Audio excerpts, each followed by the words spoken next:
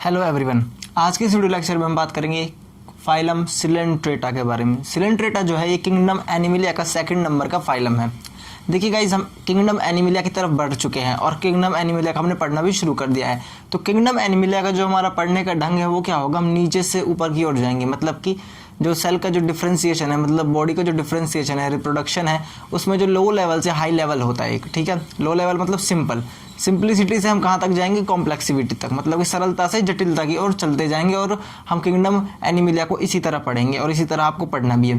देखिए guys, Coelenterata जो है इसके अंदर ऐसे ऑर्गेनिज्म आते हैं, ऐसे जीव आते हैं जो जल में रहते हैं, जो पानी में रहते हैं। ये सिंपल बात है बिल्कुल। पॉरीफेरा और सिलेंट्रेटा के अंदर ये बात बिल्कुल आपको श्योर मिलेगी कि ये कहाँ पर मिलते हैं, ये सारे कहाँ पर मिलते हैं, पानी में मिलते हैं, ठीक है। ये पॉइंट तो आपको क्लियर हो गया होगा। उसके बाद इनकी बॉडी जो है वो थोड़ी सी ज़्यादा डिफ्रेंशिएट होती है, मतलब थोड़ी सी ज़्यादा जटिल होती है, हल्की सी। किसके कंपैरिजन में, किसकी तुलना में, किंगडम बोल रहा हूँ, फाइलम पॉरीफेरा के कंपैरिजन में इसके जो ऑर्गेनिज्म है, इसके जो जीव है वो ज़्यादा जटिल रहेंगे, हल्के से जटिल रहेंगे, ज़्यादा नहीं हल्के से जटिल रहेंगे, ऐसा आप कह सकते हो। मतलब the body is more differentiated, इनकी बॉडी हल्की सी जटिलता की ओर बढ़ चुकी है। उसके बाद they have a cavity in their body. देखिए कैविटी क्या है, कैविटी का मतलब क्या समझेंगे। कैविटी का मैंने आपको पहले भी बताया था। कैविटी जो होती है कि स्पेस होता है, खाली जगह होती है, वहाँ पर आप कोई भी वर्क कर सकते हो। जैसे कि जो इनकी बॉडी है, इनकी बॉडी के अंदर एक कैविटी देखने को मिलेगी। अब वो कैविटी क्या होगी, वो कैविटी खाने के लिए होगी, मतलब कि खाने का पाचन उधर ही होगा। तो खाने का पाचन इनकी बॉडी में कहाँ होता है, इस कैविटी के थ्रू होता है। इनकी बॉडी के अंदर एक कैविटी होती है, ठीक है गाइज।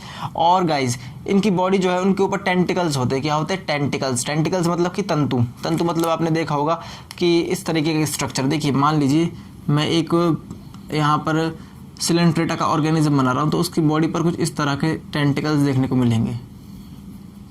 टेंटिकल्स इस तरह के देखने को मिलेंगे। ये टेंटिकल्स क्या करेंगे, ये अटैक कर सकते हैं ऑर्गेनिज्म के ऊपर, दूसरे ऑर्गेनिज्म के ऊपर। और यहाँ पर देखिए गाइज, यहाँ पर बीच में बिल्कुल यहाँ पर एक कैविटी देखने को मिलेगी। यहाँ पर उसका फूड जो है वो उसका क्या होगा, डाइजेशन होगा। आई थिंक आपको ये चीज़ समझ आई होगी। उसके बाद देखिए गाइज, इनकी बॉडी जो है वो दो लेयर से मिलकर बनी होती है, दो परत से बनी हुई होती है। एक होती है एंडोडर्म, एक होती है एक्टोडर्म। जो बाहरी परत है उसको बोलते हैं एक्टोडर्म और जो अंदरूनी परत है उसको बोलते हैं एंडोडर्म। बाहरी परत क्या करती है, वो बाहर के सेल्स का एक निर्माण करती है, ठीक है। और जो अंदरूनी परत है वो क्या करती है, अंदर की जो लेयर है उसको बनाती है। और वो लेयर किससे बनी हुई है, वो सेल से ही बनी हुई है, कोशिका से ही बनी हुई है। आई थिंक ये समझ आ गया होगा आपको। अगर नहीं आया तो आप मुझे मैसेज कर लीजिएगा। बस आपको क्या याद रखना है, आपको ये याद रखना है कि इनकी बॉडी जो है वो दो लेयर से बनी होती है, दो परत से बनी हुई होती है। बाहरी परत का नाम एक्टोडर्म, अंदरूनी परत का नाम एंडोडर्म। अब तो शायद आपको क्लियर हो गया होगा। इंपॉर्टेंट इसमें यही है कि कितनी लेयर से बनी हुई होती है सिलेंट्रेटा के ऑर्गेनिज्म की बॉडी।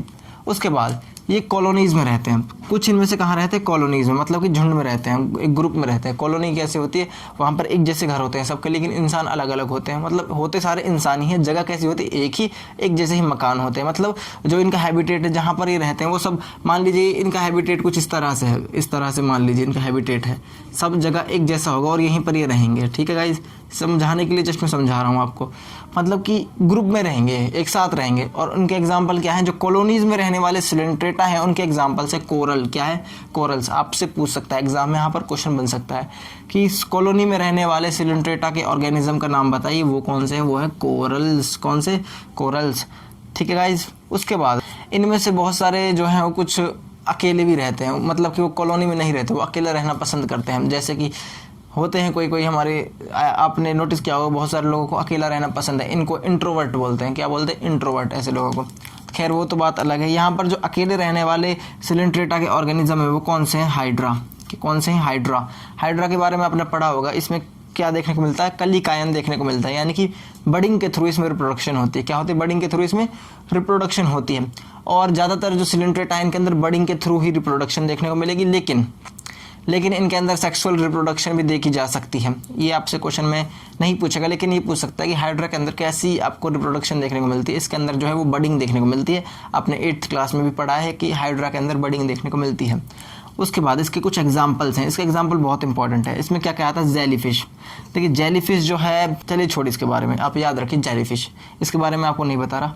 उसके बाद कौन से ऑर्गेनिज्म है, सी एनेमोन। कौन से, सी एनेमोन। उसके बाद हाइड्रा इसका ही एग्जाम्पल है, किसका, सिलेंट्रेटा का। और राइजोस्टोमा, और एक एग्जाम्पल और इसका, जीनिया। क्या, जीनिया।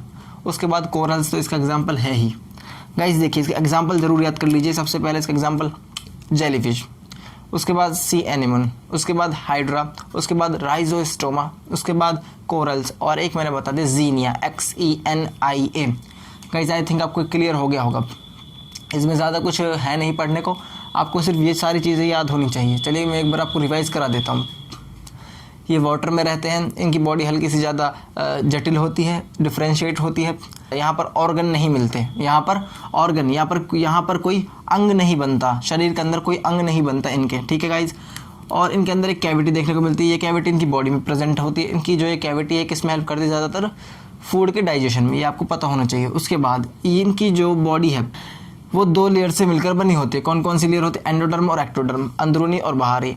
एक्टोडर्म बाहरी, एंडोडर्म अंदरूनी परत। उसके बाद ये कहाँ रहते हैं, कुछ इनमें कॉलोनी में रहते हैं, कुछ अकेले रहते हैं। जो कॉलोनी में रहते हैं उनको कोरल बोलते हैं। मतलब कोरल, ऐसा एग्जाम्पल आपसे कोई पूछे कि इसमें कॉलोनी में रहने वाला सिलिंड्रेटा कौन है, आपको एग्जाम्पल देना, आपको आंसर देना कोरल।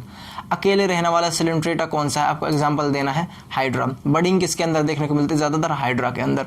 इसके आपसे एग्जाम्पल पूछ सकता है, आप बोलोगे जेलीफिश, सी एनिमन, हाइड्रा, जीनिया, और क्या है इसमें, कोरल्स हैं, ठीक है गाइज। और एक राइजोस्टोमा। आई थिंक अब तो आपको क्लियर हो गया होगा।